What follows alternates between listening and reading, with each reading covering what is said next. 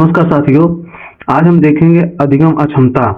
ये सीटेट का एक बहुत छोटा सा टॉपिक है। इसी को लोग एक एक घंटा में बताते हैं। मैं इसको कोशिश करूंगा कि 2 से 3 मिनट में इसको खत्म कर दिया जाए और आपको बेहतर समझ में आ जाए। मैं तो कहूंगा आप एक नोट्स ले लीजिए और उसमें इसको नोट डाउन कर लीजिए ताकि आपके लिए हमेशा के लिए हो जाए।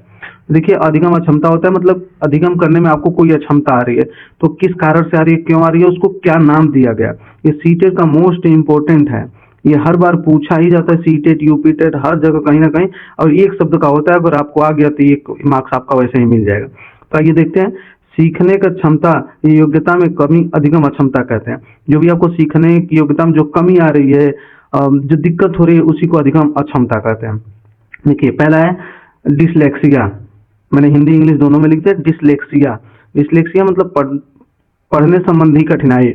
आपको किसी भी बच्चे को कुछ पढ़ने में कठिनाई हो रही है तो वो डिसलेक्सिया से पीड़ित है, उसी को डिसलेक्सिया नामक अधिगम अक्षमता है। दूसरा है डिस्ग्राफिया। डिस्ग्राफिया मतलब लिखने से संबंधित कठिनाई। अगर किसी बच्चे को कुछ लिखने उखने में कठिनाई हो रही है तो उसको हम डिस्ग्राफिया कहेंगे। ठीक। अगला है डिसकैलकुलिया। कैलकुलिया से ही आपको क्लियर हो जाना चाहिए। कैलकुलिया मतलब कैलकुलेटर, कैलकुलेटर मतलब गणना, गणितीय गणना से संबंधित समस्या, डिसकैलकुलिया आ जाएगी। ये तो थोड़ा सा राइमिंग भी है तो आपको दिक्कत होनी नहीं चाहिए।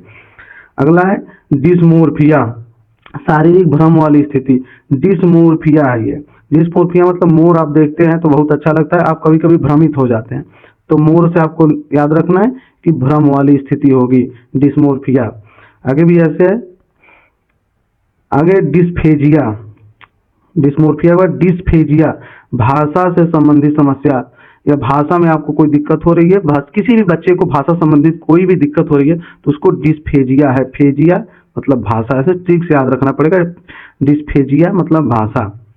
उसके बाद डिस्प्रेक्सिया है। डिस्प्रेक्सिया मतलब शारीरिक कौशल से संबंधित विकार। आपको शारीरिक कौशल जो होता है उसमें करने में अगर कोई कठिनाई आ रही है किसी बच्चे को तो उसको हम कहेंगे डिस्प्रेक्सिया। ठीक। अगला है डिस्थीमिया, तनाव से संबंधित विकार। अगर किसी बच्चे को तनाव है, टेंशन है तो उसको हम कहते हैं डिस्थीमिया। ये 7-8 अधिगम अक्षमताएं, इसको आपको क्लियर करके ही जाना पड़ेगा क्योंकि एक डायरेक्ट ऐसे ही पूछ देता है और इतना ही तो है, आपको याद हो जाना चाहिए। इसके अलावा मैंने कुछ एक्स्ट्रा चीजें भी इसमें दी हैं। जैसे देखिए, दिया ADHD। ADHD का मतलब होता है attention difficult hyper active disorder. Hyper active मतलब ये उन बच्चों का है जो ध्यान केंद्रित नहीं कर पाते हैं, वो बेचैन रहते हैं, कभी ये करेंगे कभी वो करेंगे, एक जगह पे ध्यान केंद्रित नहीं कर पाते हैं। इसमें बच्चा एक ही चीज पर ध्यान केंद्रित नहीं कर पाते हैं और बहुत हाइपर एक्टिव होते हैं ना, मतलब बेचैन सा रहेगा, थोड़ा सा भी कुछ होगा तो परेशान हो जाएगा। तो उन बच्चों को हम ADHD के कैटेगरी में देते हैं। उसके बाद दिया है RPWD एक्ट 2016। PWD एक्ट 1995 के स्थान पर PWD एक्ट 2016 लाया गया।